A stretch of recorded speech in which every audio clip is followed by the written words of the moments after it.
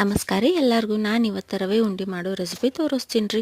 ಮೊದಲ ಒಂದು ಕಡೆ ತೊಗೊರಿ 1 kg ಅಷ್ಟು ಸಣ್ಣ ರವೆ ಅಂದರೆ ಚಿರೋಟಿ ರವೆನ ತೊಗೊಂಡು ಕೆಂಪಾಗುತ್ತಾನ 1/4 ಕಿಲೋ ತುಪ್ಪ ಹಾಕಿ ಹುರ್ಕೋಬೇಕ್ರಿ. ನೆಕ್ಸ್ಟ್ ಅದ್ರಾಗ ಅರ್ಧ ಕಪ್ ಅಷ್ಟು ಜಮನಿ ಎಣ್ಣೆನ ಹಾಕ್ರಿ, ಸರಿಯಾಗಿ ಹುರ್ಕೋರಿ. ನೆಕ್ಸ್ಟ್ ಅದೇ ಕಡೆಯದಾಗ 1 kg ಅಷ್ಟು ಸಕ್ಕರೆನ ಹಾಕ್ರಿ, ಸಕ್ಕರೆ ಮುಳುಗುವಷ್ಟು ನೀರನ್ನು ಹಾಕ್ರಿ. ಸಕ್ಕರೆ ಕರಗಿ 1 ಎಳೆ ಪಾಕ ಬರುತ್ತಾನ ಕುದಿಸ್ರಿ.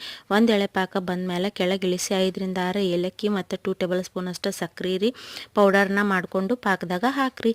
ನೆಕ್ಸ್ಟ್ ಹುರ್ಕೊಂಡಿದ್ದ ರವಾನ ಅದ್ರಾಗ ಹಾಕಿ ಸರಿಯಾಗಿ ಮಿಕ್ಸ್ ಮಾಡಿರಿ.